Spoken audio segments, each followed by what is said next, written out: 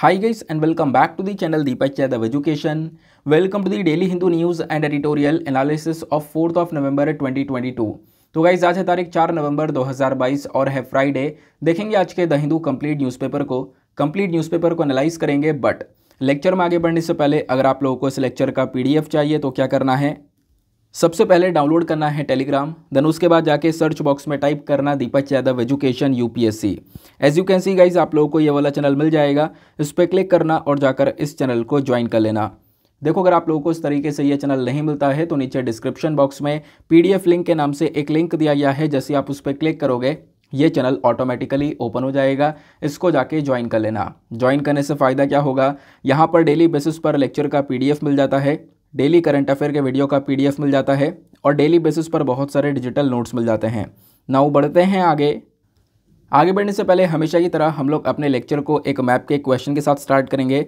तो आज आप सभी लोगों को मैप में जाकर देखना है इथियोपिया को। काफ़ी न्यूज़ में बना हुआ है तो उसको अच्छे से मैप में देखना, देन उसके बाद आकर नीचे कमेंट सेक्शन में टाइप करना, जिससे कि आप लोग इसको लंबे समय तक याद रख पाओगे। साथ ही साथ एक क्वेश्चन सॉल्व करेंगे जो कि यूपीएससी प्रीवियस ईयर साल 2016 के प्रीलिम्स में पूछा गया था। डेली बेसिस पर हम लोग यहाँ पर एक प्रीवियस ईयर क्वेश्चन को भी सॉल्व करते हैं। तो क्वेश्चन क्या बोलता है, प्रधानमंत्री मुद्रा योजना इज एम्ड एट, यानी कि जो पीएम मुद्रा योजना है इसका मकसद क्या है, इसका एम क्या है, ये आपको बताना है। ऑप्शन ए बोलता है bringing the small entrepreneurs into a formal financial system. Option B बोलता है providing loans to poor farmers for cultivating particular crops. Option C बोलता है providing pensions to old and destitute persons. या फिर option D बोलता है funding the voluntary organisations involved in the promotion of skill development and employment generation. तो इसका सही answer आप सभी को नीचे कमेंट सेक्शन में देना है। एटलीस्ट सभी को इसमें पार्टिसिपेट करना है, जैसे मैं आप लोगों से डेली बेसिस पर बोलता हूं। बाय द वे इसका जो करेक्ट आंसर है वो मैंने आपको टेलीग्राम पर प्रोवाइड करवा दिया है, वहां से भी चेकआउट कर सकते हो। और अगर वहां पर आंसर नहीं मिलता है तो भी कोई परेशान होने की ज़रूरत नहीं है, वीडियो के लास्ट में इसके करेक्ट आंसर का डिस्कशन हम लोग करेंगे। तो चलो शुभारंभ करते हैं और चलते हैं सबसे पहले थंबनेल वाले इंपॉर्टेंट आर्टिकल की तरफ। अब आप सोच रहे होंगे सर थंबनेल पर आपने क्या ही लगा दिया, लेकिन बिल्कुल रियल है। बहुत सारे आर्टिकल्स लगातार इस टॉपिक के ऊपर पब्लिश हो रहे हैं। मैं आपको दिखाता हूँ, ये इंडियन एक्सप्रेस का आर्टिकल है, अभी थोड़ी देर पहले कुछ ही घंटों पहले का आर्टिकल है।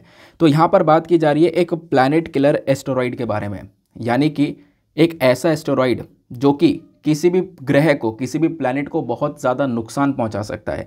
इस वजह से इसको नाम प्लैनेट किलर दिया गया है। अब ये नाम क्यों दिया गया, इसके पीछे कारण भी है, अभी मैं आपको आगे बताऊंगा। क्या ये हमारी पृथ्वी के लिए खतरा है, इसको भी हम लोग आगे डिस्कस करने वाले हैं। तो ये आर्टिकल ना केवल इंडियन एक्सप्रेस, ढेर सारे अखबारों ने कवर कर दिया, जैसा आप लोग देख पा रहे होंगे हिंदुस्तान टाइम्स का टेक, उसके बाद यहाँ पर इंडियन एक्सप्रेस ने, उसके बाद यहाँ पर और भी आर्टिकल्स आपको देखने को मिलेंगे। 3-4 आर्टिकल आपको स्क्रीन पर दिख रहे हैं, उसके बाद ये और भी ढेर सारे आर्टिकल दिख रहे हैं। सब कहीं ना कहीं 23 घंटे पहले का है, 1 दिन पहले का है, 13 घंटे पहले का है, 2 घंटे पहले का है, 1 घंटा पहले का है। फिर उसके बाद में इस प्रकार से और भी आपको आर्टिकल्स ये देखने को मिल रहे हैं। तो मतलब आप जाकर गूगल पर टाइप करोगे ना एस्टेरॉइड, तो भरपूर मात्रा में आपको यही आर्टिकल्स मिलने वाले हैं, क्योंकि ये न्यूज़ बहुत ज़्यादा आज के टाइम पर कवर की जा रही है और हमारे लिए भी साइंस एंड टेक के पॉइंट ऑफ व्यू से इंपॉर्टेंट है। आगे बताता हूँ कैसे। सबसे पहली चीज़ देखो, यहाँ पर ये जो एस्टेरॉइड है ये इतना खतरनाक क्यों है उसके बारे में समझेंगे। बोला यह जा रहा है कि ये एक एस्टेरॉइड है जिसका जो आप साइज़ कह सकते हो 1.5 किलोमीटर का है, यानी 1.5 किलोमीटर चौड़ा एक बहुत बड़ा एस्टेरॉइड है। अब एस्टेरॉइड को हिंदी में क्या बोलते हैं, उसको हम लोग बोलते हैं उल्कापिंड। तो ये पृथ्वी की तरफ बढ़ रहा है, इस प्रकार से यहाँ पे ढेर सारे आर्टिकल पब्लिश हुए हैं। अच्छा, ये कितना खतरनाक है, ये इतना खतरनाक है कि अगर इस एस्टेरॉइड की टक्कर धरती से होती है तो धरती के ऊपर जो लाइफ है, जो जीवन है, वो यहाँ पर ख़त्म हो सकता है। फिलहाल तो अभी यहाँ पर ये एस्टेरॉइड जो सन होता है, सूरज होता है, उसके पीछे छिपा हुआ है। पिछले 8 सालों में अभी तक का एक तो सबसे बड़े साइज़ का एस्टेरॉइड है ये, और साथ ही साथ में सबसे खतरनाक एस्टेरॉइड है। और ये मैं नहीं कह रहा हूँ, ये यहाँ पर साइंटिस्ट्स के पॉइंट ऑफ व्यूज़ हैं जो कि आर्टिकल्स के अंदर पब्लिश हुए हैं। तो पिछले 8 साल में इतना सबसे बड़ा साइज़ का और इतना खतरनाक एस्टेरॉइड नहीं देखा गया है, जिसकी वजह से यहाँ पर इसको प्लैनेट किलर का नाम भी दिया गया है। प्लैनेट किलर यानी अगर हम लोग हिंदी में बोलें तो ग्रहों का हत्यारा यहाँ पर इसको कहा जा रहा है, जहाँ पर बहुत सारे हिंदी आर्टिकल्स भी पब्लिश हुए हैं। जबकि आपको पता होगा जो भी हमारे एस्टेरॉइड होते हैं उनका कुछ ना कुछ साइंटिफिक नेम भी होता है। तो इसका साइंटिफिक नेम क्या है, तो इसका साइंटिफिक नेम है 2022 AP7, ठीक है ना। ये बेसिकली यहाँ पर इसका एक साइंटिफिक नेम है। अब मैं आपको कुछ और इम्पॉर्टेंट और रेलिवेंट बातें बताता हूँ। देखो 114 साल पहले जो साइबेरिया है, रशिया की साइड में आपको जो देखने को मिलता है, जो साइबेरिया है ना, वहाँ पर 8 करोड़ पेड़ जल गए थे एक बहुत बड़े एस्टेरॉइड के कारण।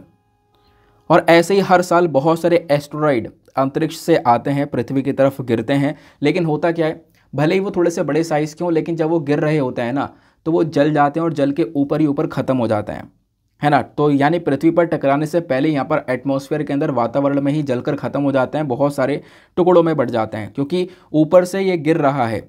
अब प्लैनेट पे जब मतलब प्लैनेट के एटमॉस्फेयर में जैसे ये एंटर करेगा, जैसे यहाँ पर ये गिरेगा धरती की तरफ, बहुत स्पीड से ये नीचे आ रहा होगा, और जितनी तेज़ी से ये आ रहा होगा क्या होगा, उसके अंदर आग लग जाएगी, और आग लगने की वजह से ये चमकता भी है।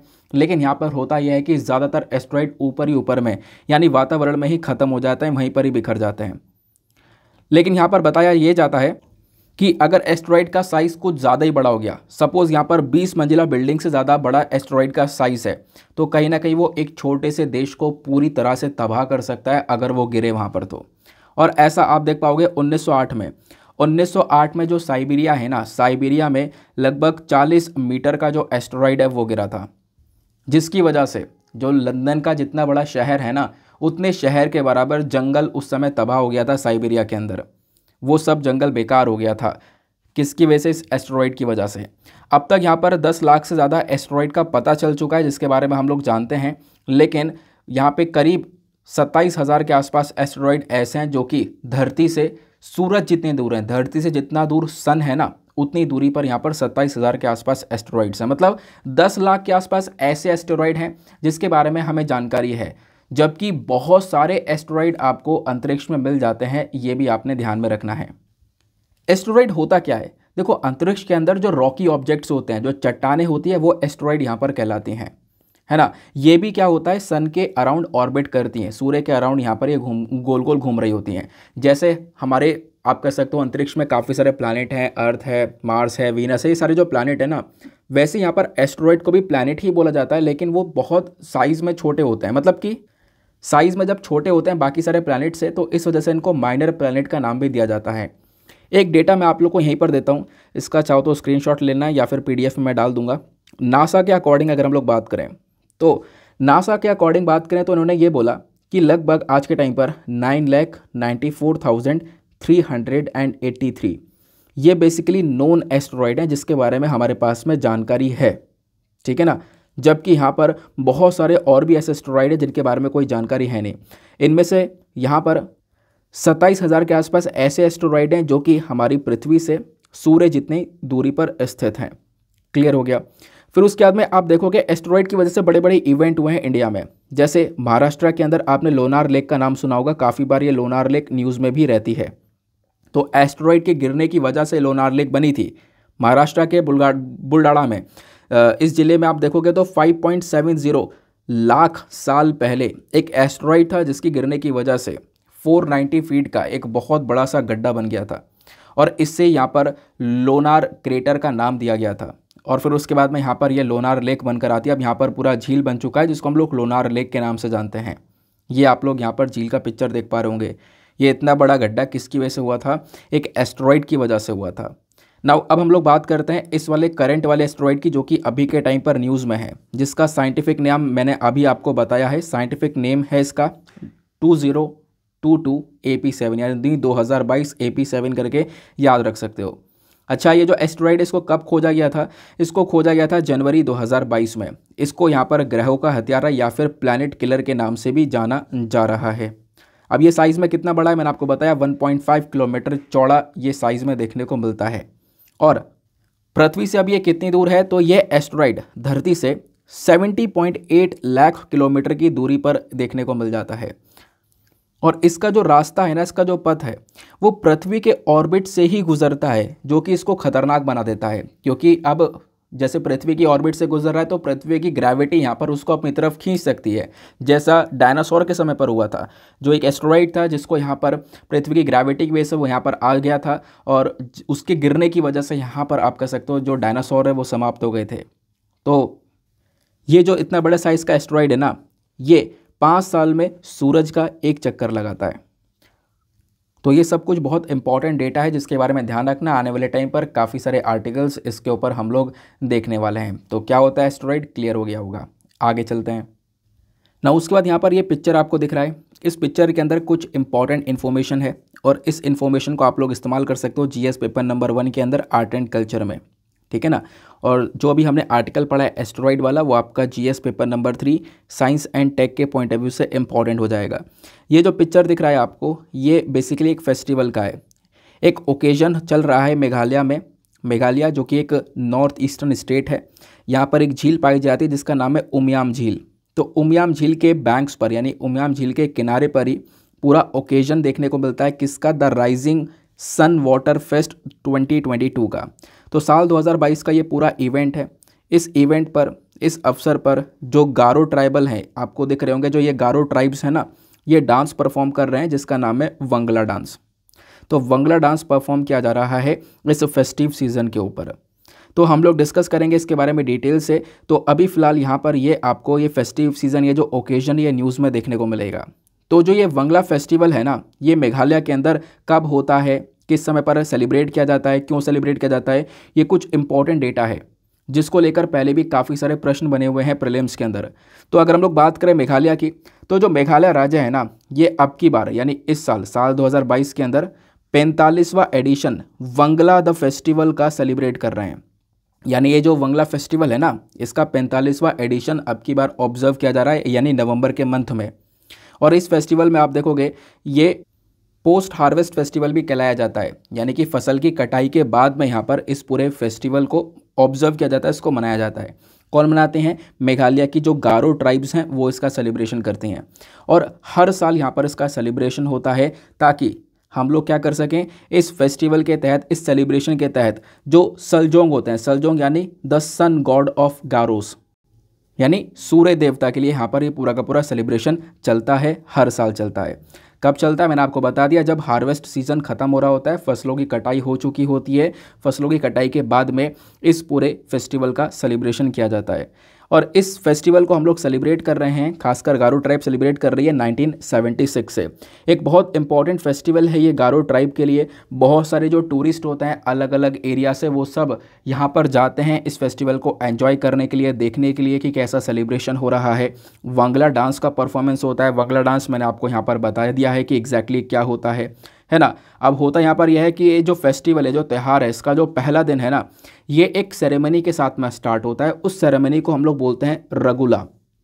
और ये जो सेरेमनी है ये कहाँ पर होती है? जो उस गांव के चीफ होते हैं उनके घर पर यहाँ पर ये सेरेमनी को परफॉर्म किया जाता है। जो लोग हैं वो अलग अलग कलरफुल कॉस्ट्यूम्स पहनते हैं और यहाँ पर फेदर का हेडगियर पहना हुआ है, जैसा आप लोग देख पा रहे होंगे, यानी कि जो फेदर होता है ना, उसका हेडगियर यहाँ पर इन्होंने पहना हुआ है। और फिर उसके बाद डांस चलता है। और डांस में आप देखोगे एक ड्रम ये लिए रहते हैं जो कि ओवल शेप का होता है। ओवल शेप का मतलब इस प्रकार से बहुत लंबा सा ये ड्रम देखने को मिलता है, उसको बजाया जाता है, डांस किया जाता है, नाचा जाता है। इस प्रकार से ये पूरा का पूरा सेलिब्रेशन चलता है। कहाँ पर फेस्टिवल सेलिब्रेट किया जाता है? मेघालय के अंदर। अब मेघालय के अंदर बहुत सारे इंपॉर्टेंट फेस्टिवल हैं, इसमें से मैं आपको 5 पॉपुलर फेस्टिवल के बारे में बता रहा हूँ, ध्यान रखना। सबसे पहला यहाँ पर आता है नोंगक्रेम डांस फेस्टिवल, फिर आता है वंगला फेस्टिवल जिसके बारे में अभी हमने डिस्कशन किया, देन उसके बाद में आता है अहिया फेस्टिवल, देन उसके बाद में भेदन खलम फेस्टिवल, देन शाद शुक्र। तो ये कुछ इंपॉर्टेंट फैक्चुअल डेटा है जो कि आपको प्रीलिम्स में डायरेक्टली हेल्प करेगा, ठीक है ना। बाकी आप लोग एक छोटा सा काम ज़रूर कर सकते हो। मैं इंडिया का मैप नहीं लेकर आया हूँ, तो आप लोग एक काम ये करना कि जो मेघालय है ना, इसकी लोकेशन देखना। मेघालय के आसपास कौन कौन से राज्य हैं जो कि मेघालय से बॉर्डर को शेयर करते हैं, वो यहाँ पर आपको नीचे कमेंट सेक्शन में लिखना है। साथ ही साथ मेघालय की कैपिटल क्या है ये भी आप नीचे कमेंट सेक्शन में ज़रूर से बताना। अगले आर्टिकल पर आते हैं। Now next important article, RISAT 2 satellite के बारे में डिस्कशन किया जा रहा है। अब एक सैटेलाइट है जिसका नाम है राइसेट 2। ये क्या हुआ, ये जो सैटेलाइट है ये वापस से यहाँ पर अर्थ के एटमॉस्फेयर में एंटर कर गया है। मतलब कि हमने इसको भेजा था किसी काम के लिए, वो काम क्या है आगे मैं आपको बताऊंगा। 300 किलोग्राम का ये सैटेलाइट था, लेकिन अब ये वापस से अर्थ के एटमॉस्फेयर में, मतलब अनकंट्रोलेबल में, ये हमारे कंट्रोल में नहीं था, ये वापस से गिरा। और गिर कर कहाँ पे गिर चुका है? ये इंडियन ओशन में, जकार्ता के पास में। इंडोनेशिया की जो कैपिटल है जकार्ता, वैसे अब यहाँ पर अब एक न्यू कैपिटल आ रही है नुसांतरा, बट यहाँ पर इंडोनेशिया के जकार्ता के पास में ही आप कह सकते हो कि ये जो पूरा सैटेलाइट है वो गिर चुका है। कहाँ पे गिरा है? इंडियन ओशन के अंदर में। तो मतलब राइसेट 2 अब यहाँ पर सैटेलाइट हो चुका है ख़त्म, आप ऐसा कह सकते हो। तो क्या है राइसेट 2, इसका काम क्या था, वो सारी बातें हम लोग जानेंगे। इसरो ने इस राइसेट 2 को, ऑब्वियस सी बात है इंडियन स्पेस रिसर्च ऑर्गेनाइजेशन ने यहाँ पर इस सैटेलाइट को लॉन्च किया होगा। तो इस राइसेट 2 को लॉन्च किया गया था साल 2009 में। काफ़ी साल हो चुके हैं, 13 साल हो चुके हैं इसको परफॉर्म करते करते। लेकिन हुआ क्या, अब यहाँ पर इसकी एक अनकंट्रोल्ड वापस से री एंट्री हो चुकी है, यानी कि ये गिर रहा था और हमारे कंट्रोल में नहीं था। और कहाँ पे गिरा है, इंडियन ओशन में जाकर गिरा है, जकार्ता के जस्ट पास में। कब गिरा ये, 30 अक्टूबर को, जो कि अभी यहाँ पर लगभग 3-4 दिन पहले की बात की जा रही है। इस सैटेलाइट के अंदर कितना वजन था, लगभग 300 किलोग्राम की आपको ये सैटेलाइट देखने को मिल जाती है, ऐसा यहाँ पर बताया गया। 30 अक्टूबर को ये गिर जाता है। और ये जो राइसेट 2 है, इसको हमने 2009 में लॉन्च किया था। कैसे लॉन्च किया था, एक PSLV वाले व्हीकल से, यानी कि जो पोलर सैटेलाइट लॉन्च व्हीकल है ना, PSLV वाला जो रॉकेट है, तो PSLV C-12 रॉकेट के माध्यम से हमने इसको लॉन्च किया था आज से 13 साल पहले। हालांकि जो हमारा टारगेट था वो ये था कि ये 4-5 साल तक चलेगा, बस हमने 4-5 साल का टारगेट रखा था। लेकिन हुआ क्या, प्रॉपरली इसका मेंटेनेंस रहा, अच्छे से ये काम करता रहा, अच्छे तरीके से इसका फ्यूल का इस्तेमाल हुआ, जिसकी वजह से ये 4 साल की बजाय 13 साल तक अपना आराम से काम करता रहा और हम लोगों को प्रॉपर इन्फॉर्मेशन देता रहा। ठीक है ना। अब मैं आपको लेकर चलता हूँ कुछ इंपॉर्टेंट पॉइंट के ऊपर, जो कि यहाँ पर मेंशन है कि आखिरकार ये जो राइसेट 2 है इसका वर्क क्या था, इसका काम क्या है। अच्छा, ये सैटेलाइट अब ख़त्म हो चुका है, तो क्या इसके बदले में हमारे पास में कुछ ऑल्टरनेटिव है या नहीं है, ये बातें भी आपको पता होनी चाहिए। अच्छा, एक चीज़ तो मैं बतानी भूल गया, राइसेट की फुल फॉर्म क्या है। इसकी फुल फॉर्म है रडार इमेजिंग सैटेलाइट। ये सैटेलाइट क्या करता है ना, ये आपको बहुत अच्छे से जो इमेजेस हैं, HD इमेजेस, वो प्रोवाइड करवाता है हमारी पृथ्वी की, यानी कि खासकर लोकेशंस की। अभी आपको मैं बताता हूँ। सबसे पहली चीज़ हमने देखा राइसेट 2 के बारे में, तो राइसेट 2 अभी यहाँ पर वापस से हमारे एनवायरमेंट में गिर चुका है, ये हमने डिस्कस किया। इसके बदले में हमने इसके बाद में राइसेट 1 भी ऑलरेडी लॉन्च कर दिया था। तो मतलब अभी राइसेट 2 ख़त्म हो गया, कोई बात नहीं, हमारे पास में राइसेट 1 जो है वो अभी भी काम कर रहा है। नाउ ये जो सैटेलाइट्स हैं ना, राइसेट 1, राइसेट 2, इनका काम क्या था, इन्होंने हमारी बहुत मदद करी है। कैसे, हम लोगों को बहुत सारी इन्फॉर्मेशन ये सैटेलाइट दिया करती थी। इनफैक्ट साल 2016 में जो सर्जिकल स्ट्राइक करी गई थी पाकिस्तान के अंदर में, है ना, आपको पता होगा, तो ये भी हम लोगों ने कर पाए थे, किसकी मदद से, इन्हीं सैटेलाइट की मदद से, क्योंकि ये सैटेलाइट हम लोग को प्रॉपरली एक अच्छी इन्फॉर्मेशन प्रोवाइड करवाती हैं।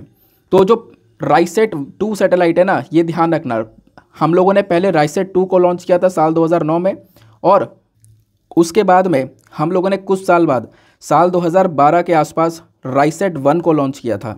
ठीक है ना। तो राइसेट 2 पहले लॉन्च कर दिया गया था और राइसेट जो 1 है ना वो बाद में लॉन्च किया गया है। क्लियर हो जानी चाहिए ये बात। अब जो राइसेट 1 है इसको हम लोगों ने 2012 में लॉन्च किया।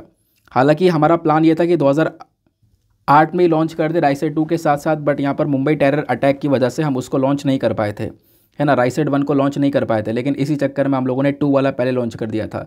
तो इस वजह से 2 वाला अभी यहाँ पर किसने वर्क किया अपना, इसका समय पूरा हो चुका है, ये ख़त्म हो गया। अब जो 1 वाला है जिसको हमने 2012 में लॉन्च किया था वो अभी भी काम कर रहा है। नाउ अब होता क्या है कि ये जो सैटेलाइट्स हैं ये हम लोग को डेटा प्रोवाइड करवाती हैं, और वो जो डेटा है वो हमारी आर्म्ड फोर्सेस के लिए, हमारी आर्मी के लिए, नेवी के लिए बहुत ज़्यादा इंपॉर्टेंट होता है। और आर्म्ड फोर्सेस के साथ साथ जो एग्रीकल्चर सेक्टर होता है हमारा, उसके लिए बहुत इंपॉर्टेंट होता है। उस एग्रीकल्चर सेक्टर को हम ऊपर से सैटेलाइट के डेटा से मॉनिटर कर सकते हैं। ठीक है ना।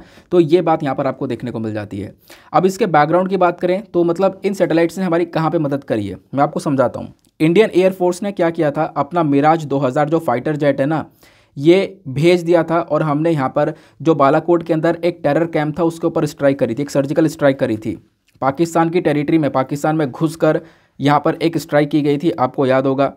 तो बेसिकली यहाँ पर कुछ एक्सपर्ट्स का कहना यह है कि उस समय पर दिक्कत ये थी कि सैटेलाइट ने जो हमें इमेजेस भेजी थी ना, उन इमेजेस में ज़्यादा क्लैरिटी नहीं थी। क्लैरिटी इसलिए नहीं थी क्योंकि उस समय पर बादल बहुत ज़्यादा थे, हैवी क्लाउड वाली सिचुएशन थी। तो इसकी वजह से यहाँ पर कोई भी इमेजेस या वीडियोस हम लोग को यहाँ पर देखने को नहीं मिली हैं, है ना। उस ऑपरेशन की वो रिलीज़ नहीं हो पाई है, वरना उस ऑपरेशन की वीडियो या फ़ोटो भी रिलीज़ होती, हम लोग को वो वीडियोज़ दिखाई पड़ती हैं। दिखाई इसलिए नहीं पड़ी क्योंकि सैटेलाइट ने ज़्यादा बादल की वजह से वो डेटा कैप्चर ही नहीं किया, ये बात यहाँ पर बताई गई। तो इसी चक्कर में अब हम लोगों ने क्या किया, राइसेट 1 वाली सैटेलाइट को बाद में साल 2012 में लॉन्च कर दिया था। सॉरी उसके बाद यहाँ पर आपको देखने को मिलेगा हमारे पास में ये जो सैटेलाइट्स थी ना, ये सब सही से काम नहीं कर पाएंगी, इस कर पाई थी इस भारी बादल की वजह से। फिर उसके बाद में हम लोगों ने राइसेट 2B करके इस प्रकार से और भी ढेर सारे सैटेलाइट्स हम लोगों ने लॉन्च करे हैं। तो अब हमारे पास में कैपेबिलिटी है अभी के टाइम पर, उस समय नहीं थी कैपेबिलिटी, बट अभी के टाइम पर हमारे पास में इतनी कैपेबिलिटी है। हमारे पास में ऐसे सैटेलाइट्स हैं जो कि बहुत अच्छी इमेजेस को दे सकते हैं, अच्छा डेटा दे सकते हैं, चाहे दिन हो रही हो, चाहे रात हो रही हो, चाहे बारिश हो रही हो, चाहे बादल हो, लेकिन एक डेटा मिल सकता है। अब हमारे पास में ये कैपेबिलिटीज़ ऑलरेडी आ चुकी हैं, ठीक है ना।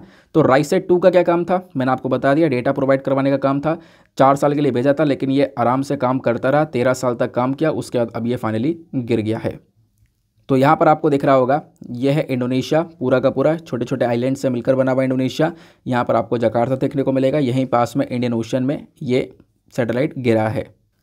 नौ आगे बढ़ते हैं, लेकिन आगे बढ़ने से पहले मेक श्योर करना वीडियो पे जो लाइक का बटन है उसको प्रेस कर देना। एक छोटा सा टारगेट है 5K प्लस लाइक्स का, जिसको आप लोग अचीव करवा सकते हो और करवाते भी हो।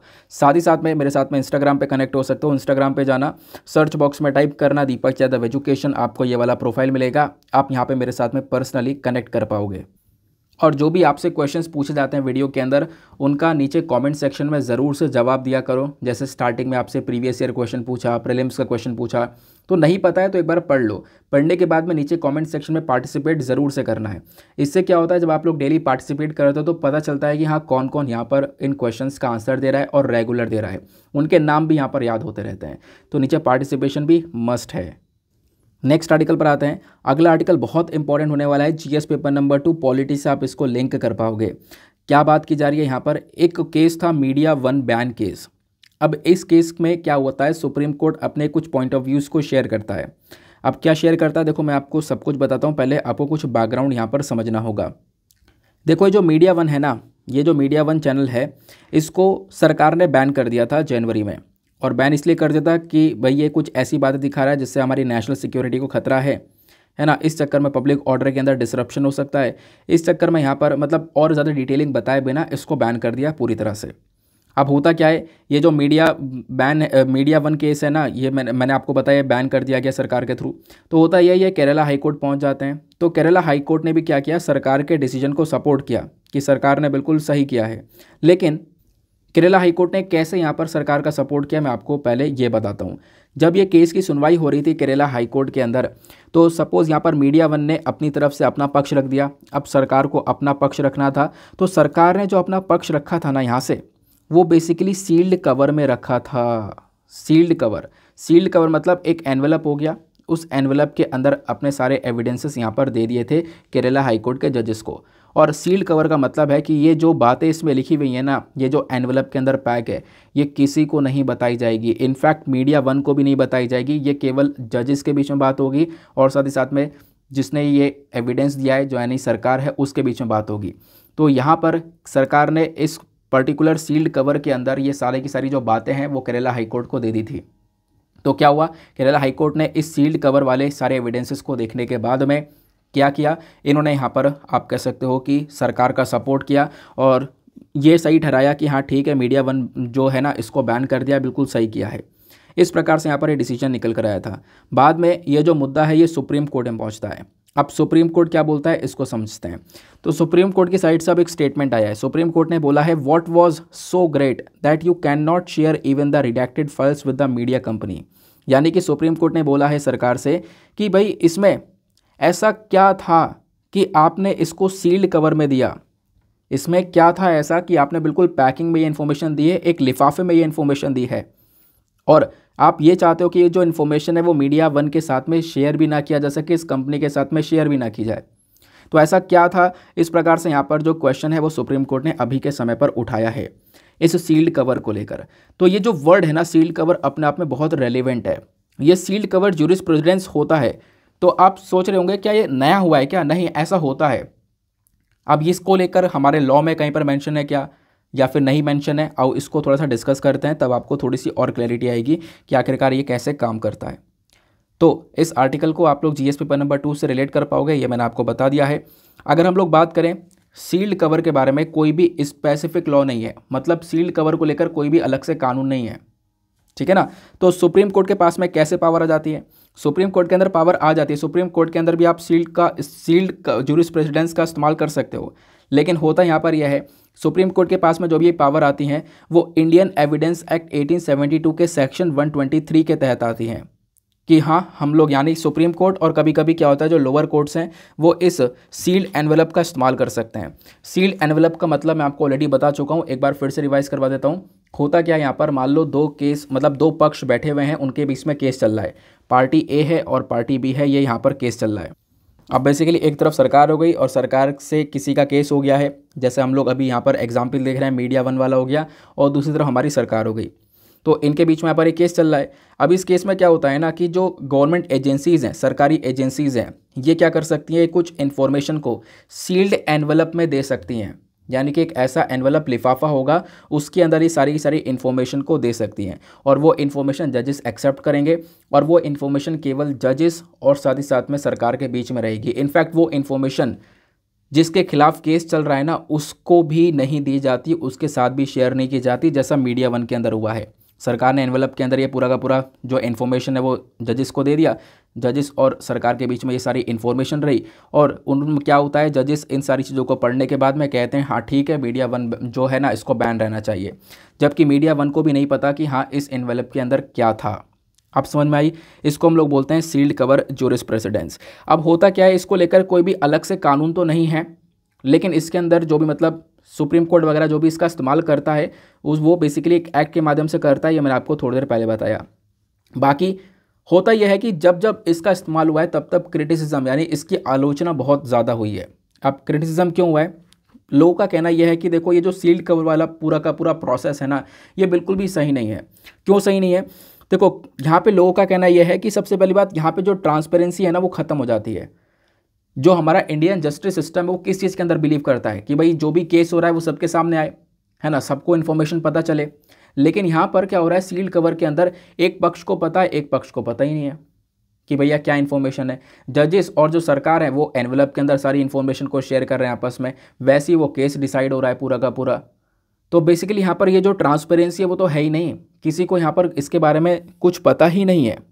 जजेस और साथ ही साथ में सरकार के बीच में सारी इन्फॉर्मेशन है, तो इस चीज़ को लेकर यहाँ पर जो क्रिटिसिज्म है वो इसका सबसे ज़्यादा होता है कि भैया ट्रांसपेरेंसी यहाँ पर मेंटेन नहीं की जाती है।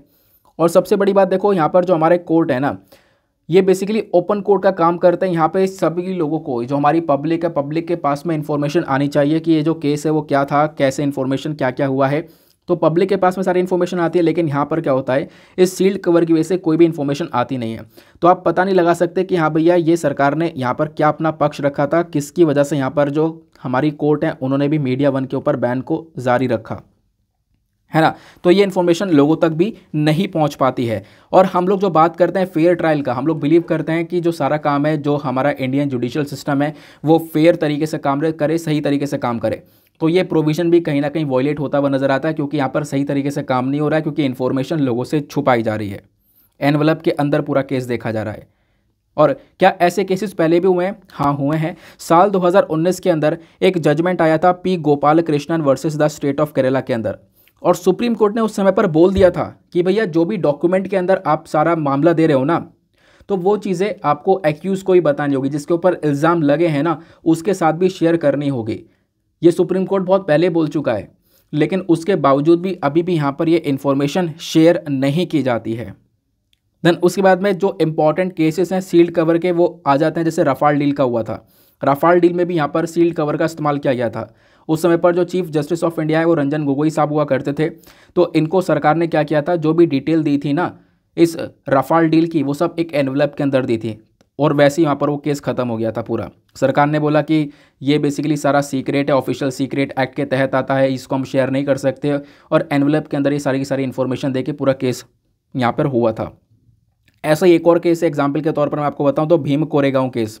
तो भीम कोरेगांव केस के अंदर भी जो एक्टिविस्ट थे ना, जिनको अरेस्ट किया गया था यूएपीए एक्ट के तहत, काफ़ी सारे लोगों को अरेस्ट किया गया था यूएपीए एक्ट के तहत। तो होता क्या है, सुप्रीम कोर्ट ने विश्वास किया कुछ ऐसी इन्फॉर्मेशन के ऊपर जिसको महाराष्ट्र पुलिस ने, आप कह सकते हो, सबमिट किया था सुप्रीम कोर्ट के अंदर, लेकिन महाराष्ट्र पुलिस ने जो ये सारी इन्फॉर्मेशन सुप्रीम कोर्ट को दी थी ना, वो भी सील्ड कवर के अंदर ही दी थी, इस पर्टिकुलर केस में, भीम कोरेगांव केस के अंदर। तो यहाँ पर आपको ये एग्जाम्पल देखने को मिल जाते हैं कि हाँ इस प्रकार के काफ़ी सारे केसेस हुए हैं सील्ड कवर वाले, जहाँ पर सील्ड कवर के अंदर एनवेलप के अंदर ये सारी की सारी इन्फॉर्मेशन दी जाती है। तो सील्ड कवर जूरिस्प्रूडेंस क्या है ये आपने समझ लिया। सुप्रीम कोर्ट भी इस्तेमाल करता है, साथ साथ में कुछ लोअर कोर्ट्स भी इस्तेमाल करते हैं कभी कभी। दूसरी बात, सुप्रीम कोर्ट के पास में देखो कोई भी अगर आपसे पूछा जाए कि सील्ड कवर को लेकर कोई स्पेसिफिक लॉ है क्या, तो सीधा सीधा मना करना है नहीं, कोई स्पेसिफिक लॉ नहीं है। तो पावर्स कहाँ से आती हैं अगर पूछा जाए तो इंडियन एविडेंस एक्ट का यहाँ पर एक सेक्शन है जिसके तहत यहाँ पर थोड़ी बहुत पावर्स आ जाती हैं सुप्रीम कोर्ट के पास में, ऐसा आप कह सकते हो। कौन सा सेक्शन है? इंडियन एविडेंस एक्ट 1872 का सेक्शन 123, ठीक है ना। चलो आगे चलते हैं उसके बाद अगले आर्टिकल पर। तो यहाँ पर कुछ इंपॉर्टेंट आर्टिकल्स हैं और इन सबको बहुत डिटेल से पढ़ेंगे। काफ़ी सारी इंपॉर्टेंट इन्फॉर्मेशन आपको मिलने वाली है जो कि एग्जाम में आपको हेल्प करेगी। जैसे ये वाला आर्टिकल है, going beyond Amur falcon, Nagaland to celebrate avian diversity undertake census. अब मतलब क्या समझते हैं? देखो यहाँ पर एक बर्ड के बारे में बात की जा रही है जो कि बर्ड आपको यहाँ पर इस पिक्चर में दिख रही है, इसको हम लोग बोलते हैं एमर फाल्कन। तो एमर फाल्कन नाम की ये जो बर्ड है ना, ये कहाँ से निकल कर आती है? साइबेरिया से। साइबेरिया में इनकी ब्रीडिंग होती है, वहीं पर पैदा होती है, लेकिन ये माइग्रेट करती है। माइग्रेट मतलब ट्रैवल करती है बहुत लंबा डिस्टेंस, और तो साइबेरिया यानी रशिया चाइना की साइड से ये उड़ती भी जाती है साउथ अफ्रीका तक। तो जो रास्ता है ना, इस रास्ते में बीच में इंडिया भी आता है। तो ये गुजरती हुई इंडिया के अंदर नागालैंड और मणिपुर में रुकती भी जाती है, वहाँ पर इनका स्टॉप ओवर है। हर साल यहाँ पर ये थोड़ी देर रुकती है, वहाँ पर लोग वहाँ पर विजिट करते हैं, घूमने भी जाते हैं इन बर्ड्स को देखने के लिए। तो रुक कर वहाँ पे फिर उसके बाद में ये साउथ अफ्रीका तक जाती है, फिर साउथ अफ्रीका से वापस रशिया चाइना पहुँचती है जहाँ पर इनकी पैदाइशी हुई है, ठीक है ना। अभी मैं आपको आगे और बताता हूँ एग्जैक्टली क्या क्या मेंशन किया जा रहा है। तो नागालैंड के अंदर आप कह सकते हो क्या हो रहा है ना, ये जो एमर फाल्कन है इसकी वैल्यू बहुत ज़्यादा है, और इसी चक्कर में यहाँ पर 4 दिन का पूरा एक फेस्ट कह सकते हो, 4 दिन का एक इवेंट है जिसको हम लोग बोलते हैं TEBC, तोकू एमोंग बर्ड काउंट। इन 4 दिनों में होता क्या है कि जो लोग हैं वो इन बर्ड्स को काउंट करते हैं, यानी कि जो ये एमर फाल्कन वाली बर्ड है ना, इनकी काउंटिंग की जाती है। लोग जो है इनकी काउंटिंग करते हैं और काउंटिंग करके जो भी डेटा वगैरह है वो सब पब्लिश करते हैं www.eatbird.org इंडिया के ऊपर। तो हुआ क्या यहाँ पर, ये जो इवेंट है इस इवेंट को किया जाता है। जो एमर फाल्कन है मैंने आपको बताया ये नागालैंड के अंदर आती हैं, ट्रैवल करती हैं बहुत लंबे डिस्टेंस से, वहाँ पर रुकती भी हैं, ऊपर उड़कर निकलती हैं। तो लोग यहाँ पर इनकी काउंटिंग करते हैं, और ये जो इवेंट है ना ये काफ़ी हद तक प्राउड फील करवाता है लोगों को। क्यों? क्योंकि लोग यहाँ पर नेचर से कनेक्ट हो पाते हैं, वाइल्ड लाइफ से कनेक्ट हो पाते हैं, बर्ड की प्रोटेक्शन के बारे में बात करते हैं। नागालैंड एक ऐसा स्टेट है, एक ऐसा राज्य है जहाँ पर अलग अलग आपको बहुत सारे त्यौहार देखने को मिलते हैं, फेस्टिवल्स देखने को मिलते हैं, जो बहुत सारी अलग अलग प्रकार की जो बर्ड्स हैं यानी चिड़ियों की प्रजातियाँ पाई जाती हैं। और इसी के लिए यहाँ पर ये जो पूरा इवेंट है TEBC यानी कि तोकू एमोंग बर्ड काउंट, ये इवेंट रखा जाता है जहाँ पर लोगों को एंकरेज किया जाता है, लोगों को बोला जाता है कि आप बर्ड्स की काउंटिंग करो, और लोग यहाँ पे बर्ड्स की काउंटिंग भी करते हैं। देखते हैं ऊपर उड़ती हुई बर्ड्स की काउंटिंग की जाती है, और जो डेटा है वो सब यहाँ पर एक वेबसाइट पर स्टोर किया जाता है, मैंने आपको बताया। और जो ये इवेंट है काउंटिंग है कब से कब तक होती है? 4 नवंबर से 7 नवंबर तक। तो आज से काउंटिंग स्टार्ट की जाएगी, ठीक है ना। तो 15 मिनट तक एटलीस्ट यहाँ पर 15 मिनट्स तक जो भी यहाँ पे लोग हैं वो देख लेंगे, थोड़ी बहुत काउंटिंग कर लेंगे, और फिर वो जो यहाँ पर उसका नाम वगैरह और जो इन्फॉर्मेशन है वो बेसिकली यहाँ पर इस प्लेटफॉर्म के ऊपर दे दी जाएगी, इस प्लेटफॉर्म के ऊपर, इस वेबसाइट के ऊपर रिकॉर्ड कर लिया जाएगा।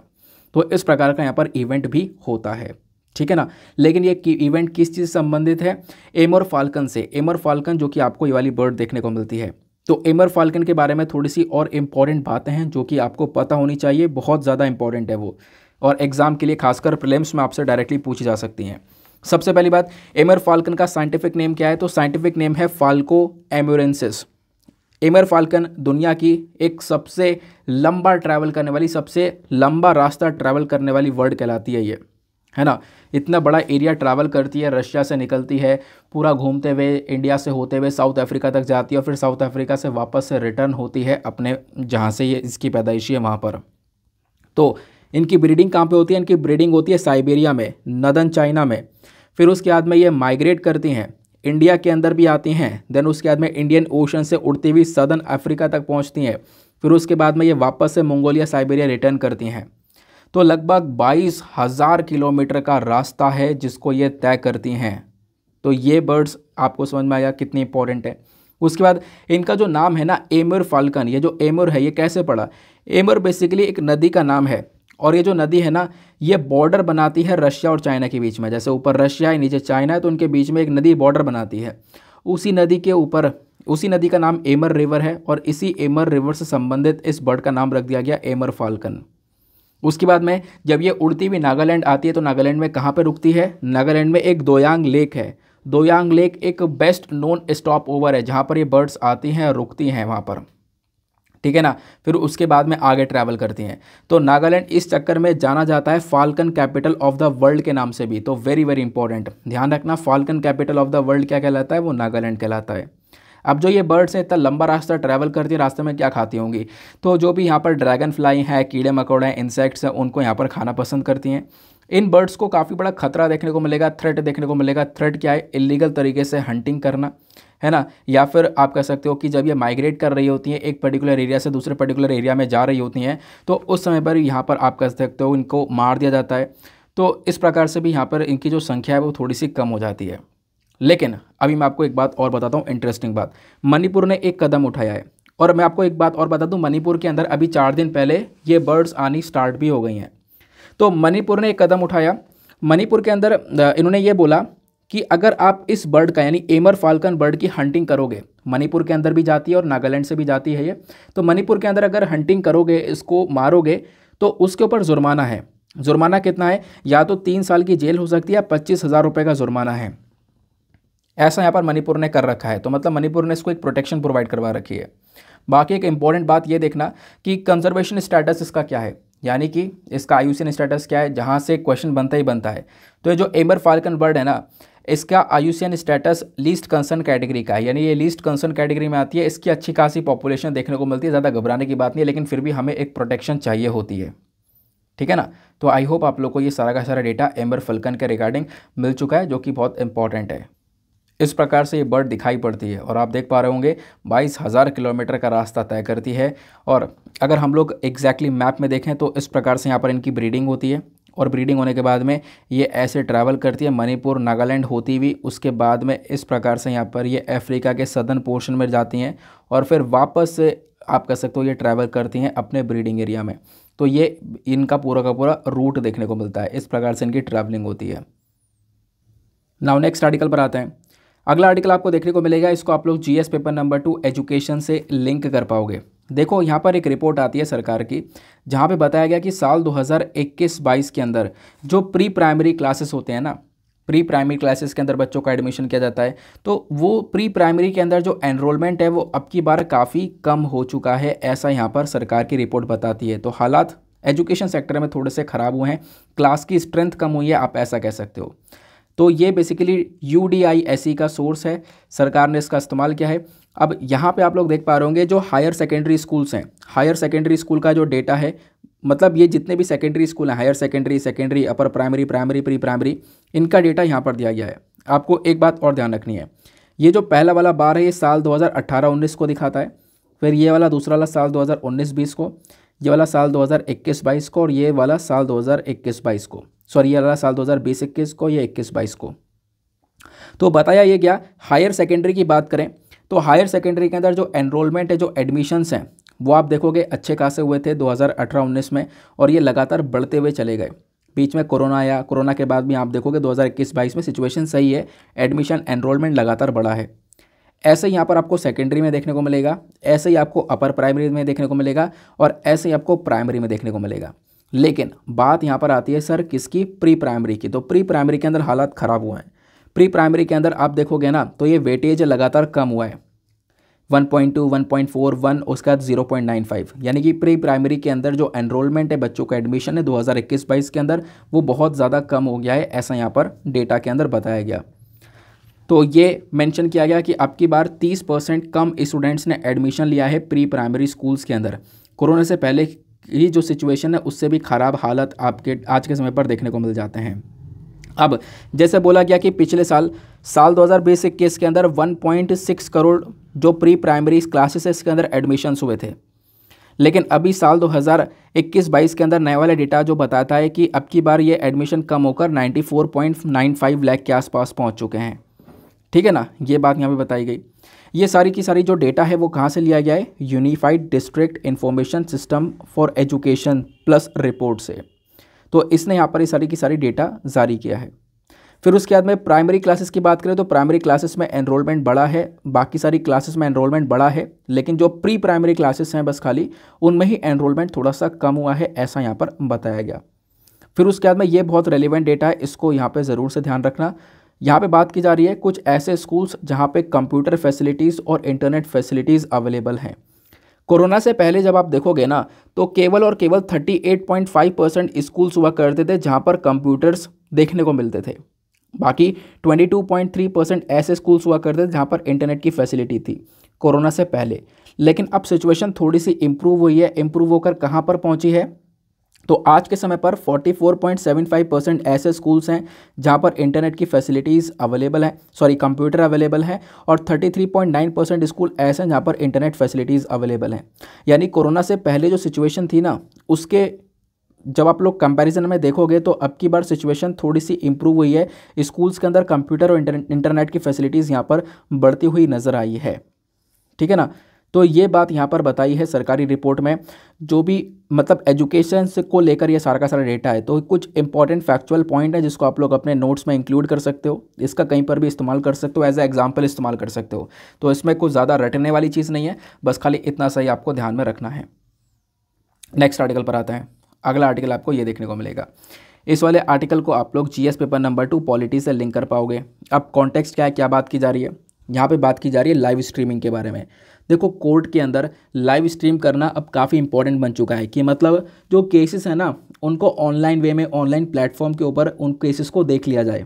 इससे बहुत सारे फ़ायदे होंगे, लेकिन इसमें बहुत सारे क्रिटिसिज्म भी है, बहुत सारे नुकसान भी देखने को मिलता है। वो नुकसान फ़ायदे वो सब क्या है ना, वो ओवरऑल डेटा हम लोग यहाँ पर कवर करेंगे।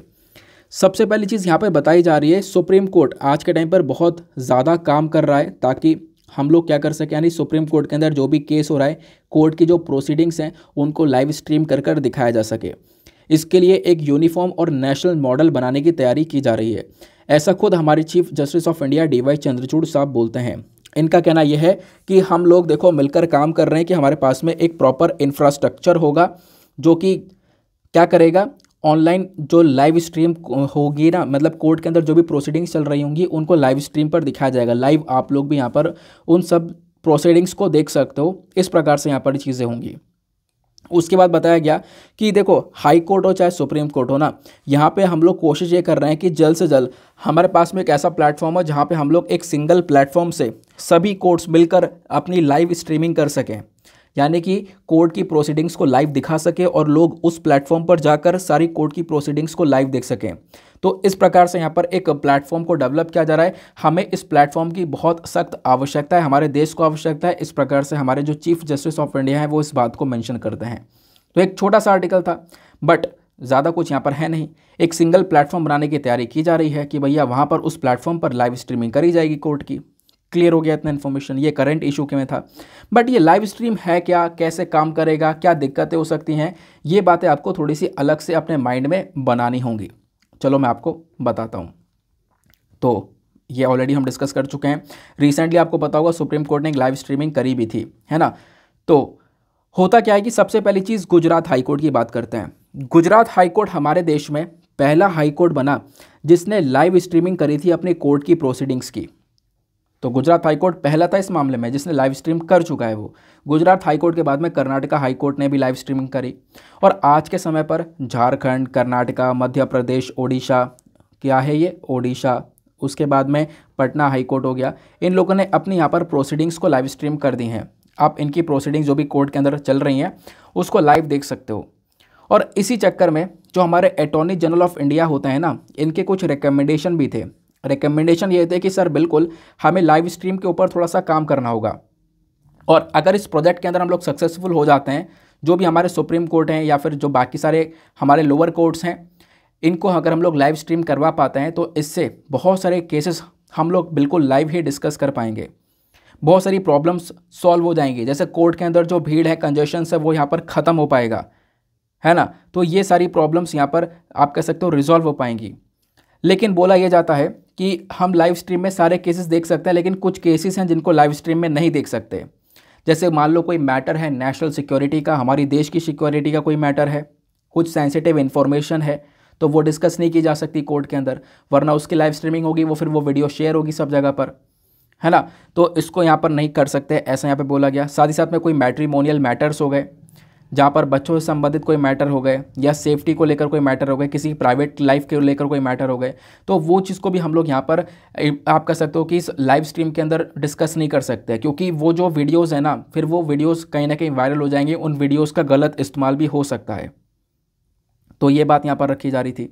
अब बात ये की जाती है कि क्या अभी बहुत सारे देश मतलब ऐसे भी हैं जहाँ पे लाइव स्ट्रीमिंग हो रही है या नहीं हो रही है। तो हाँ, आज के समय पर बहुत सारे कंट्रीज़ हैं, जैसे कि यूएस के अंदर 1955 से ऑडियो रिकॉर्डिंग वगैरह की जाती है। ऑस्ट्रेलिया के अंदर लाइव और ब्रॉडकास्टिंग अलाउ कर दी गई है बहुत लंबे समय पहले ही। फिर उसके बाद में ब्राज़ील के अंदर 2002 से लाइव वीडियो और ऑडियो ब्रॉडकास्ट की जाती है। कनाडा में यहाँ पर प्रोसीडिंग्स लाइव की जाती हैं। उसके बाद में साउथ अफ्रीका में 2017 से जो सुप्रीम कोर्ट है साउथ अफ्रीका का, उसने अलाउ कर दिया था लाइव स्ट्रीमिंग करने के लिए। उसके बाद में यूनाइटेड किंगडम ने 2005 से ही आप देख पाओगे जो पॉडकास्ट हैं, पॉडकास्ट बोल रहा हूँ, जो प्रोसीडिंग्स हैं उनको यहाँ पे लाइव किया। तो ये सारी कंट्रीज़ आपको देखने को मिलेंगी जो कि ऑलरेडी लाइव स्ट्रीम्स के ऊपर वर्क कर रही हैं। बट अभी इंडिया यहाँ पर उसको इम्प्लीमेंट कर रहा है धीरे धीरे। इंडिया के अंदर प्रॉपर एक फैसिलिटी आपको नहीं देखने को मिलेगी। तो इंडिया डिमांड कर रहा है कि हमारे पास में एक सिंगल प्लेटफॉर्म हो जहाँ पर हम लोग सभी कोर्ट्स मिलकर लाइव स्ट्रीम कर सकें। बट दिक्कत क्या है, कंसर्न क्या है? दिक्कत यहाँ पर यह है कि आपको पता होगा आज के समय पर क्या होता है, आपने देखा होगा बड़े बड़े वीडियोस जो होते हैं ना, उनकी छोटी छोटी क्लिप्स काट ली जाती हैं और उनकी क्लिप्स काट के वही वायरल करवा दी जाती हैं। और आज के समय पर इंस्टाग्राम है, यूट्यूब के शॉर्ट्स आ चुके हैं। तो यूट्यूब के शॉर्ट्स पर आपने देखा होगा कि इतने सारे वीडियो क्लिप्स वायरल रहते हैं, या इंस्टाग्राम पर रील्स के अंदर कितने सारे शॉर्ट्स जो हैं वो वायरल रहते हैं। तो हो क्या सकता है कि देखो यूट्यूब के ऊपर या दूसरे प्लेटफॉर्म के ऊपर जब इस प्रकार से लाइव प्रोसीडिंग होगी ना, तो उसकी जो वीडियो क्लिप्स हैं वो काट के डाली जा सकती हैं। और हो सकता है यहाँ पर कि कभी देखो एक बात होती है, बहुत लंबी चौड़ी बात होती है, उसको समझाने में आपको सारी चीज़ें पूरा बैकग्राउंड लगता है।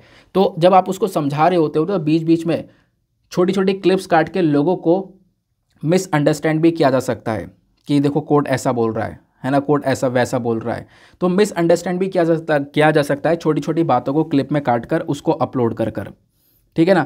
तो वो बात यहाँ पर बोली जा रही है कि कहीं ना कहीं ये थोड़ा सा खतरा ही बन सकता है। और सबसे खतरनाक चीज़ तो यह है कि जब वो क्लिप्स वायरल होनी स्टार्ट होंगी ना, तो इंटरनेट पर अगर कोई चीज़ वायरल हो जाती है तो उसको कंट्रोल करना बहुत मुश्किल है, उसको डिफ़िकल्ट है कि कंट्रोल कर पाएँ या रेगुलेट कर पाएँ। तो वो दिक्कत भी यहाँ पर आपको देखने को मिल जाती है। तो आई होप आपको यहाँ पर ये डेटा भी सारा का सारा क्लियर हो चुका है।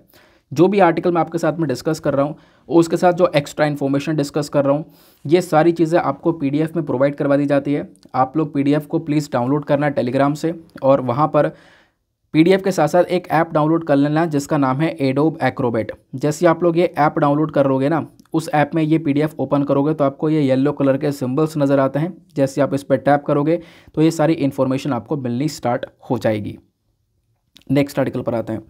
अगला आर्टिकल बात करता है चाइल्ड वेलफेयर पुलिस ऑफिसर्स के बारे में।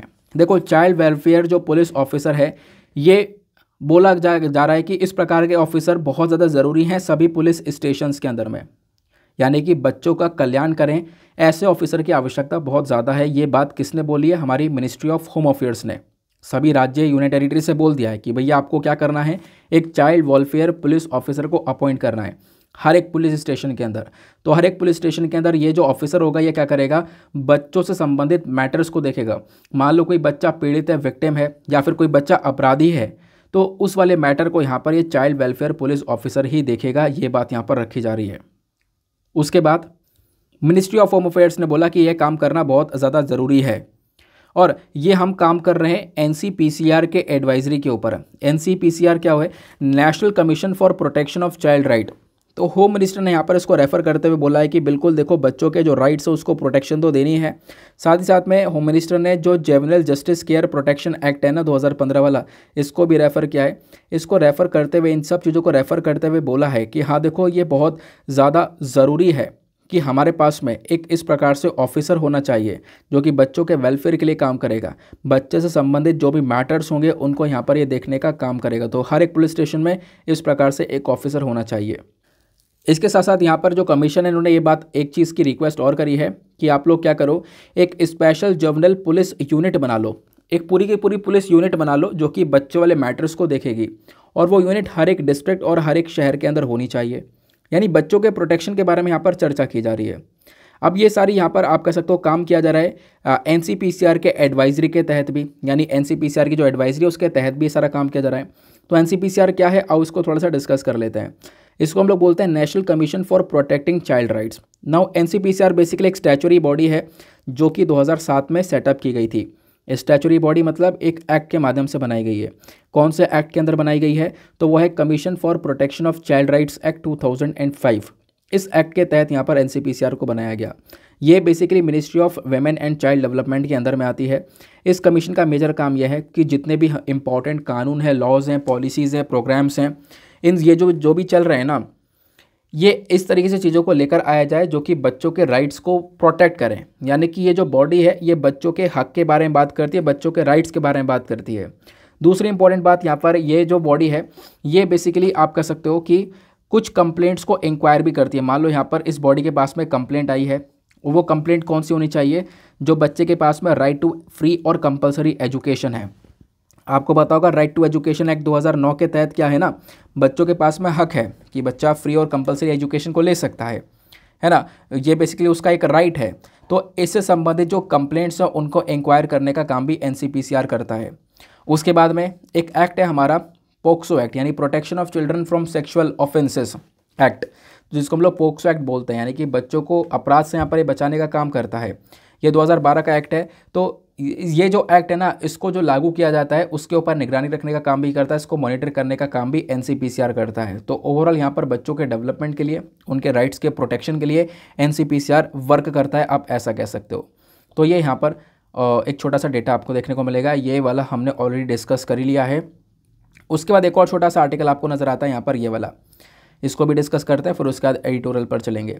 ये आर्टिकल बात करता है कि India will assist on action clear framework at COP 27। आपको पता होगा कॉन्फ्रेंस ऑफ पार्टी 27 वाली जो मीटिंग है, यानी क्लाइमेट चेंज को लेकर एक मीटिंग होने वाली है, एक बहुत बड़ी मीटिंग होने वाली है। कहाँ पर होगी ये होने वाली है इजिप्ट के अंदर। इजिप्ट में जो शर्म एल शेख है यहाँ पर। कब होगी, 7 नवंबर से ये मीटिंग स्टार्ट होगी। काफ़ी सारे दिन ये मीटिंग चलने वाली है, हफ्ते भर से ज़्यादा ये मीटिंग चलेगी। और जैसे कि US के प्रेसिडेंट जो बाइडेन पहुंचने वाले हैं, साथ ही साथ में UK के प्रेसिडेंट ऋषि सुनक पहुंचने वाले हैं, UK के प्राइम मिनिस्टर। और उसके साथ साथ अभी यहाँ पर इंडिया के प्राइम मिनिस्टर जाएंगे या नहीं जाएंगे, इसको लेकर कोई भी अभी कंफर्मेशन नहीं हुआ है, ऐसा यहाँ पर बताया जा रहा है आर्टिकल में। लेकिन हमारे एनवायरमेंट मिनिस्टर ने क्लैरिफाई ये किया है कि भैया हम क्या करेंगे ना, एक मुद्दे के ऊपर डेफिनेटली चर्चा करेंगे। चर्चा ये करेंगे कि जो डेवलप्ड कंट्रीज़ हैं, कौन सी डेवलप्ड कंट्रीज़, ED लगाए लास्ट में, जो कि विकसित हो चुकी हैं, जैसे USA हो गया या यूरोपियन कंट्रीज़ हो गई, ये सारी डेवलप्ड कंट्रीज़ हैं। तो इनसे एक वादा करवाया गया था और उन्होंने एक प्रॉमिस भी किया था बहुत पहले कि ये कंट्रीज़ क्या करेंगी, $100 बिलियन का जो अमाउंट है वो देंगी। किसको देंगी, डेवलपिंग कंट्री को देंगी, जो कि विकसित हो रही हैं, डेवलपिंग कंट्री को देंगी। जैसे इंडिया हो गया और भी अलग अलग कंट्रीज़ हो गई, अफ्रीकन कंट्रीज़ हो गई, जो कि अभी डेवलपिंग कंट्री हैं। तो ये डेवलप्ड कंट्री को कुछ पैसा देना होगा इन डेवलपिंग कंट्री को, ताकि ये डेवलपिंग कंट्री क्या कर सकें, अपने यहाँ पर क्लाइमेट चेंज से लड़ सकें। क्लाइमेट चेंज जैसी प्रॉब्लम जो है ना, वो क्या है कि टेम्परेचर बढ़ना, टेम्परेचर वगैरह कैसे बढ़ रहा है, जब बहुत सारा पोल्यूशन हो रहा है।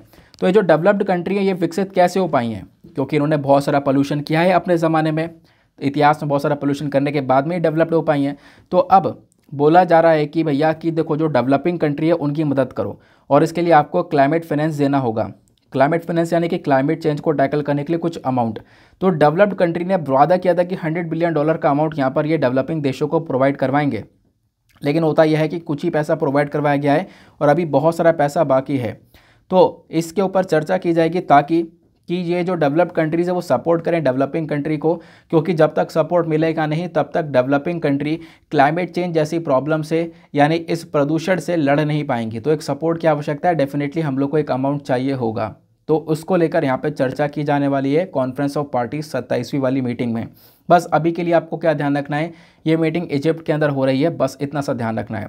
जब ये मीटिंग होगी, सारे डिस्कशंस होंगे, सारी इन्फॉर्मेशन निकल कर आएगी, उसके बाद वो चीज़ पढ़ना थोड़ा सा ऑथेंटिक रहेगा कि हाँ आखिरकार क्या क्या बात हुई है, क्या होने वाली है, इससे इंपॉर्टेंट है क्या बात हुई एग्जैक्टली। तो मीटिंग होने दो, उसके बाद के आर्टिकल्स हम कवर करेंगे। नाउ चलते हैं एडिटोरियल डिस्कशन पर। लेकिन एडिटोरियल डिस्कशन से पहले आपको बताऊंगा, हमेशा हम लोग एक मेंस का क्वेश्चन लेते हैं। तो आज का मेंस का क्वेश्चन क्या है, पहले इसको देख लेते हैं। क्वेश्चन बहुत इंटरेस्टिंग सा है, इकोनॉमी से संबंधित है। क्या बोलता है, what are the major factors responsible for jobless growth in India, comment on the progress made in India in this regard.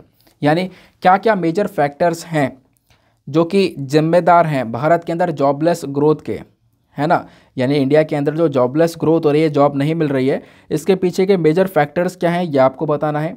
Plus उसके बाद में आपको बताना है कि जो इंडिया ने इस पर्टिकुलर सेक्टर में कितना प्रोग्रेस किया है उसके बारे में यहाँ पर टिप्पणी करनी है। और इसके बारे में डिटेल से लिखना है। लिखने के बाद में कहाँ पर सबमिट करना है, टेलीग्राम पर जाना, और टेलीग्राम पर जाने के बाद में सर्च बॉक्स में टाइप करना दीपक यादव एजुकेशन, और उसके बाद आगे मेंस आंसर राइटिंग भी लिख देना, फुल फॉर्म लिखना। तो आपको वो चैनल मिलेगा। लगभग 36,000 से ज़्यादा लोग जुड़ चुके हैं, तो आप लोग भी जाकर वहाँ पर ज्वाइन करना, अपने आंसर्स को सेंड करना।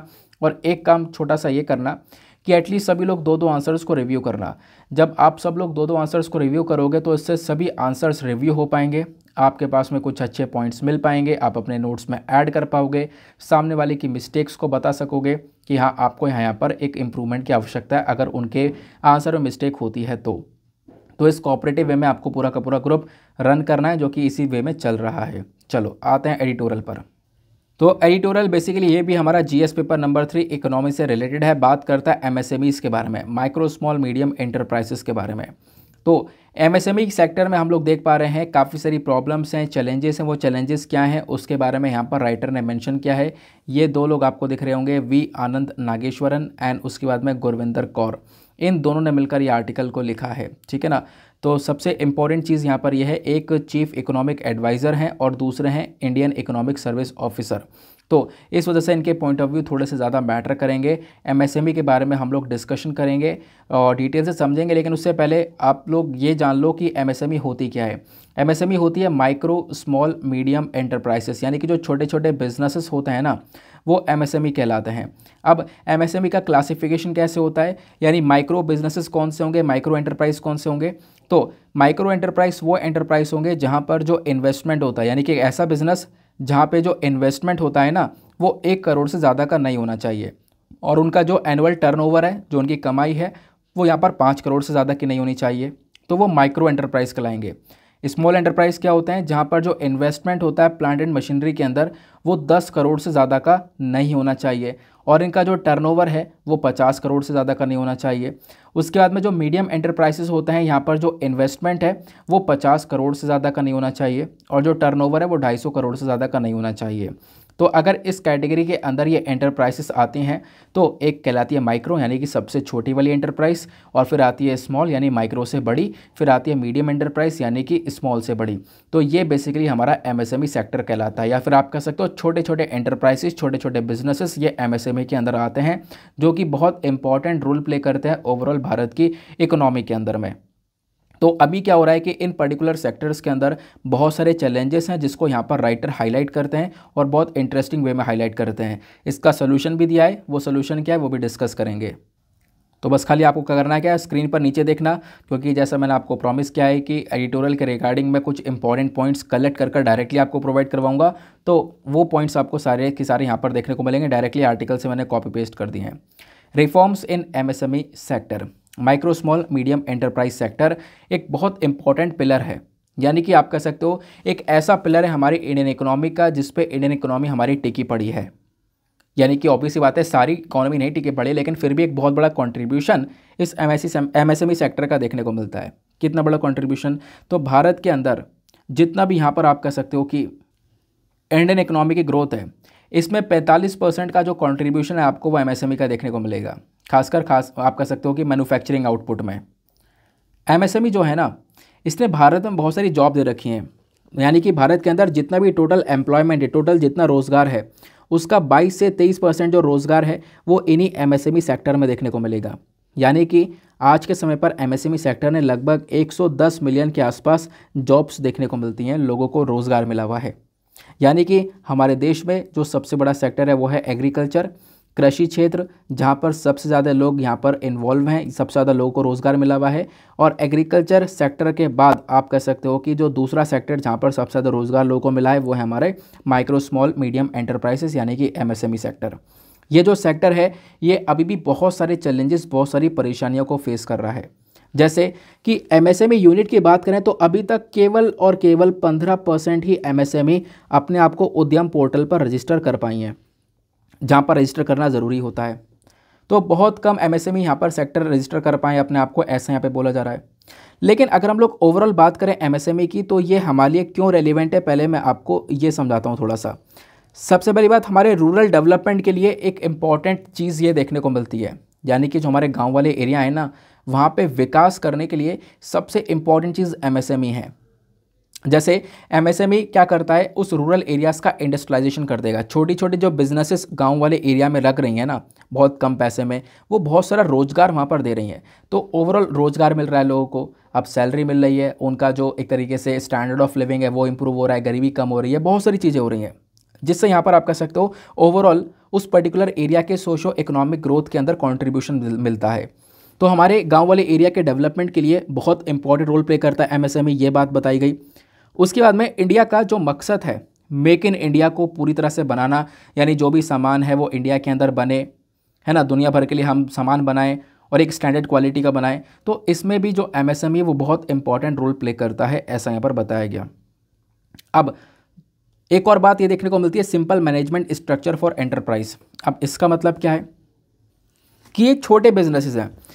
यहाँ पे क्या होता है कि इंडिया की जो मिडिल क्लास इकोनॉमी है, इसको देखते हुए अगर हम लोग बात करें तो एमएसएमई क्या करता है, आप इसको स्टार्ट कर सकते हो, बहुत लिमिटेड सोर्स है ना, और यहाँ पर जो ओनर है उसके हाथ में सारी चीज़ें आ भी सकती हैं, यानी ओनर पूरा तरह से कंट्रोलर बन सकता है। तो यहाँ पर बहुत आसान है इस पूरे एंटरप्राइज के मैनेजमेंट स्ट्रक्चर को मैनेज करना, ये बात यहाँ पे बताई जा रही है। तो एमएसएमई हम लोग को एक फ्लेक्सिबिलिटी देता है कि भाई आप इसको स्टार्ट कर सकते हो, बहुत लिमिटेड सोर्सेज आपके पास में, ज़्यादा सोर्सेज हैं नहीं, लेकिन आप तब भी स्टार्ट कर सकते हो। अपना जो भी ओनर होगा उसी के हाथ में सारा का सारा कंट्रोल रहेगा और अच्छी तरीके से वो काम कर पाएगा।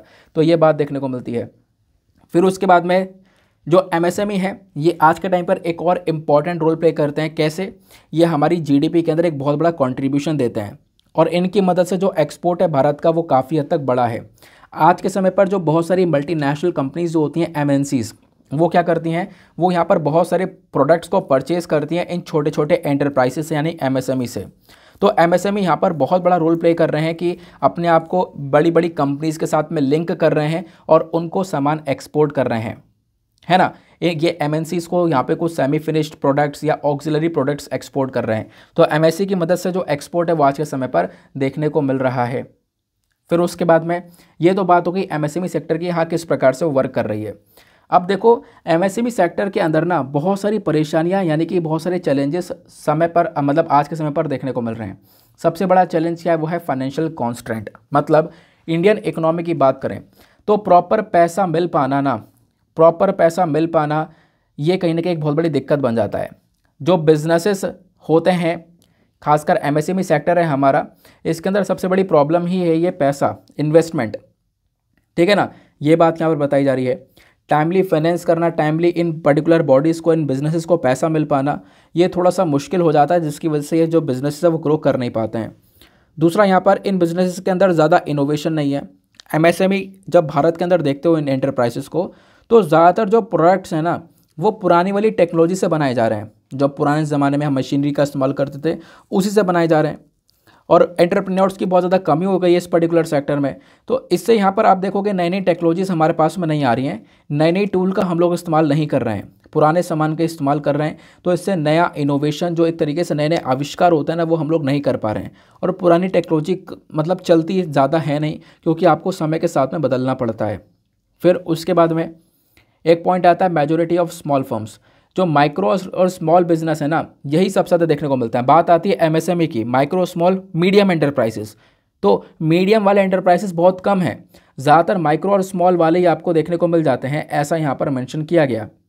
फिर उसके बाद में आप देखोगे ना एमएसएमई के अंदर सबसे बड़ी बात कि जितने भी एमएसएमईज़ हैं हमारे देश में, इसमें से 86% यानी 86% जो एमएसएमईज़, मैन्युफैक्चरिंग एमएसएमईज़ हैं, वो आज के टाइम पर अनरजिस्टर्ड हैं, उन्होंने प्रॉपर रजिस्ट्रेशन ही नहीं करवा रखा है।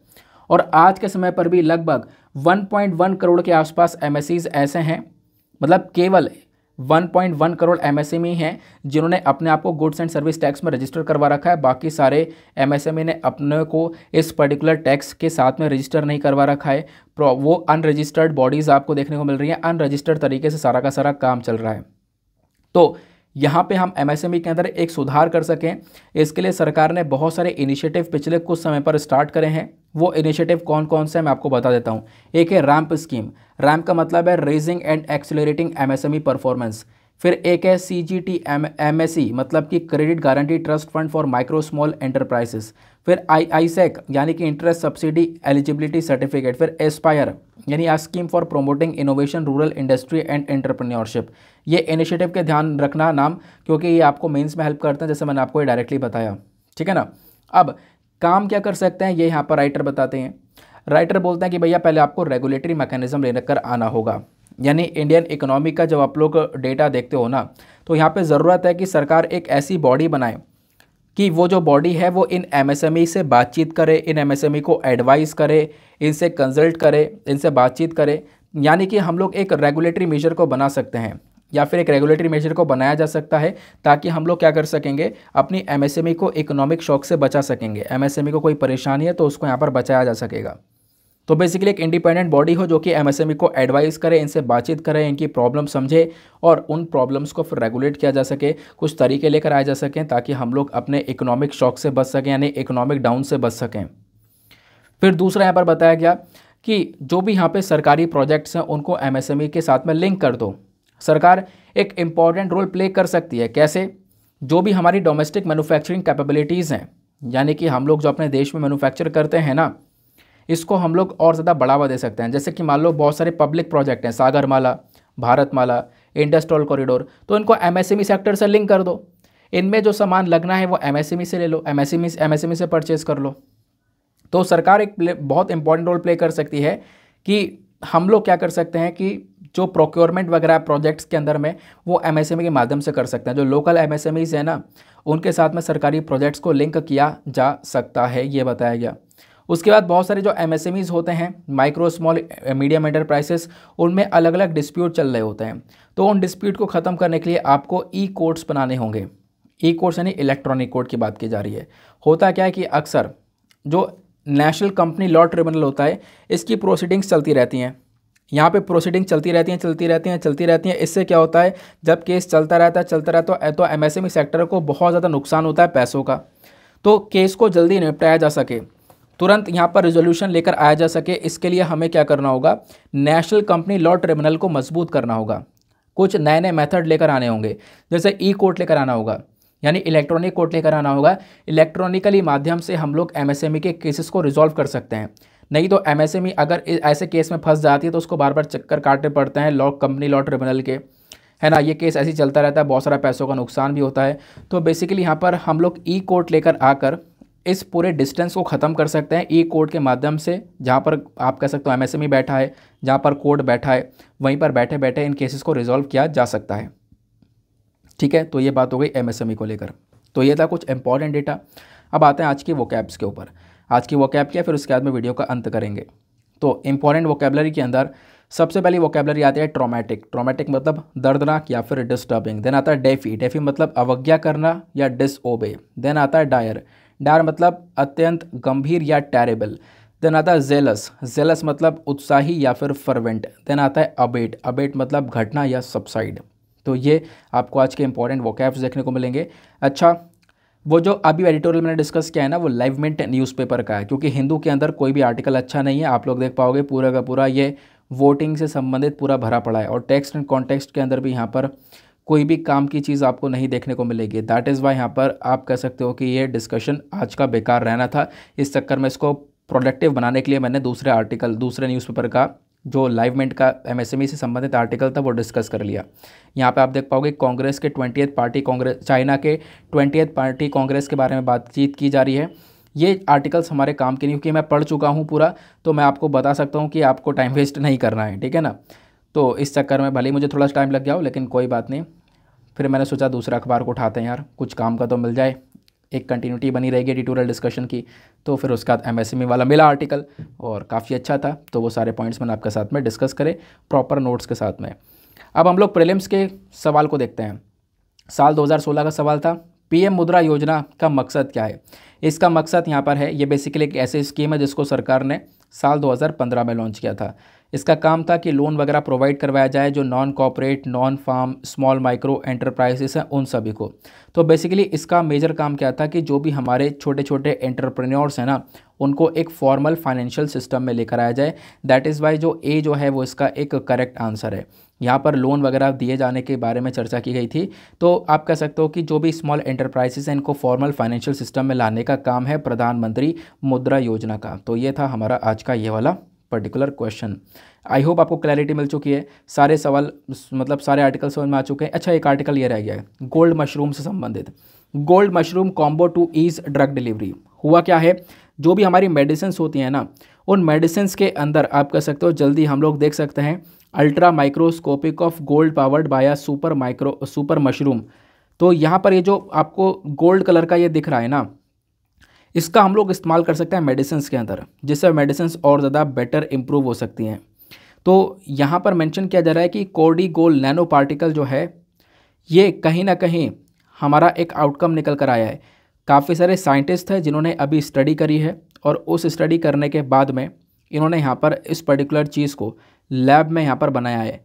ये लैब में बनाया गया, ये क्या है, यह है कॉर्डिसेप्स मिलिट्रेसिस है ना। तो ये कोलैबोरेशन करने के बाद में बनाया गया और इसके ऊपर अभी इंटरनेशनल लेवल पर पेटेंट ले लिया गया है जर्मनी से।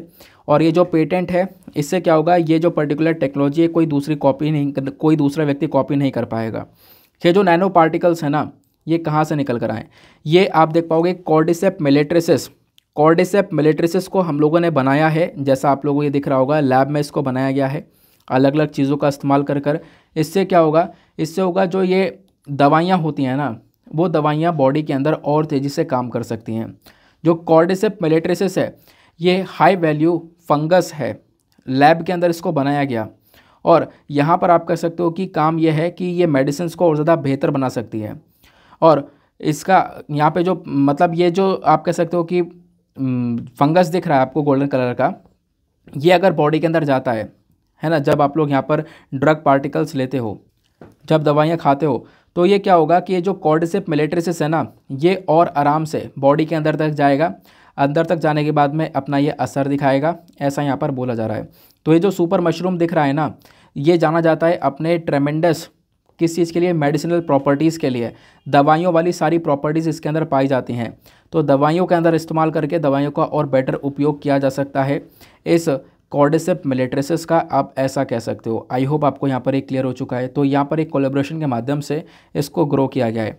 तो जो बोडोलैंड यूनिवर्सिटी है ना, इनका ये कोलैबोरेटिव वर्क है इस fungus powered biosynthesized nano gold particle के ऊपर, ठीक है ना। तो अभी यहाँ पर ये जो नैनो गोल्ड पार्टिकल है, इसको बेसिकली इंटरनेशनल लेवल पर पेटेंट मिल गया है और वो जो पेटेंट है वो यहाँ पर जर्मनी ने दिया है। क्लियर हो गया। नाउ इसी के साथ में करते हैं हम लोग अपने लेक्चर को समाप्त और मिलते हैं आप लोगों से अगले वीडियो में। आज के लिए bye bye, have a nice day, thank you and जय हिंद।